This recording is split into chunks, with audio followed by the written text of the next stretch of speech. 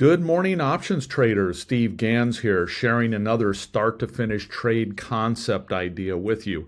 So this one's going to be a little larger type of trade. This is in the SPX. This is a trade that I will use quite often, and it is called a skewed iron condor with a downside hedge. So let me walk you through the premise, and then we'll dig into the nuts and bolts of this trade a little bit. So to look at the premise, I want to come over here. We're going to look at a chart of the SPX. So this is a chart of the SPX. You can see it's been forming a great wedge pattern that's been going higher and higher. Wedges often, particularly up wedges like this, often tend to break out to the upside. Now, all that said, we have had a huge run in our market here over the past few months. So I need to also be cognizant of and prepared for some big downside risk. So I look at this and say, if the market were to pull back, say 10%, 500 points, somewhere in there, well, that's going to be down around this 4,800 range, which would be a logical place for a pullback if there were some sort of dramatic pullback, some sort of event that occurred that maybe caused a big blip in the markets. So I need to be cognizant of and prepared for that. That's why this is an iron condor with a hedge. Okay, so now let's look at that. Let's see how that might work. So my first premise, remember, and let me flip back here. My first premise is that this pattern is more likely than not to break out to the upside.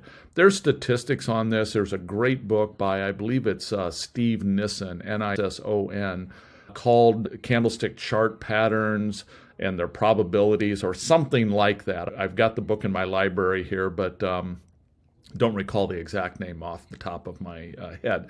And again, this has a likelihood of breaking to the upside. So I want this skewed iron condor to be set up in a way that if our market rips to the upside, I don't have any risk and I will have locked in profit.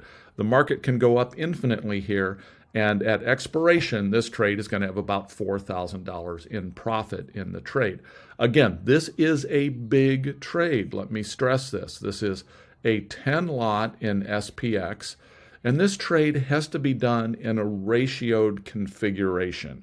And I know this gets a little bit deep, a little bit confusing, but I'm going to walk you through the two parts, or three parts actually. So part one is I'm selling a call spread, but this is pretty close together. This is only 10 points wide. That's this part right here. So I'm selling a call spread, and of course I can move that around to different locations in relationship to the current market if I wanted to do that. Then I'm selling the put spread. Again, 10 of these. This is much wider. This is 60 points. This does create significant risk in this trade if the market were to sell off down below the 5,000 marker. So let me just shrink this in a little bit. If we come down here to 4,800 or so at expiration, this would have a fairly significant loss. Prior to expiration, of course, it's not quite so dramatic, but that's still pretty significant if our markets were to have some sort of a Black Swan or catastrophic type of event that might occur. This is where the whole hedge piece comes into play. And the hedge is buying a lower put. So I just modeled out a put here. I've got it excluded from this diagram right now, but let me show you what happens if I include it. Okay, now you can see that put takes a little of the sting out of this, but it doesn't look like it takes a huge amount of sting. You can see that we still have this whole dive here. But let's talk about what happens when volatility comes into play. When you get a sell-off, there's some Black Swan event, a COVID or whatever might happen in our markets. When that happens, volatility rises significantly. So let's put that variable into here and see what happens. So let's say we have this trade on. We're looking at a potential loss if the market sells off down here into this 4,900, 4,800 range. But let's see what happens when volatility kicks in. So our volatility doubles and it goes up to 27. Okay, that's not a huge stretch in a Black Swan event. In fact, during COVID, I believe we tripled, quadrupled. Volatility just went nuts. So when that happens, this long put gains a significant amount in value. So that's where this whole hedge comes in.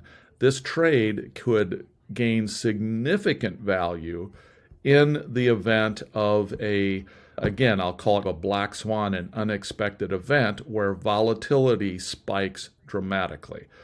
Now, little caveat here, actually two caveats. One is, you see when I include this, I'm paying some money for this thing. I'm having to pay $1,795. That is reducing this upside gain, as you recall, had been $4,000, but now that upside gain is only $2,300 because of the amount of money that I'm spending to buy this long put. And again, I can come in and I can put these in different locations to bring in more money. I can change a lot of things about this configuration. So I'm just going to look right now at just the general concept of the trade. And then one of the awesome things is that individual traders can come in with this tool of OptionStrat and model up whatever makes sense to you. So that's one caveat, is that it is cutting in to this upside profit if our market rips up. The other caveat that you need to understand is that as you get later in this trade, you can see this sags more, this valley of death becomes deeper. And if that volatility spikes later in this trade, it's going to have less favorable impact on the trade. It's still going to help out significantly, but it's going to help out less later in the trade. So as a result of this, again, this particular trade, I'm looking at modeling at, say, 44 days out. I would, at 30 days into this trade, I might be starting to look to take this trade off at that point. And you can see if we're anywhere along in here, we're going to be somewhere between 2,000 in profit, 3,000 in profit, somewhere in that general range. And if that were to happen, I would look at starting to either thin this trade out or potentially close the trade.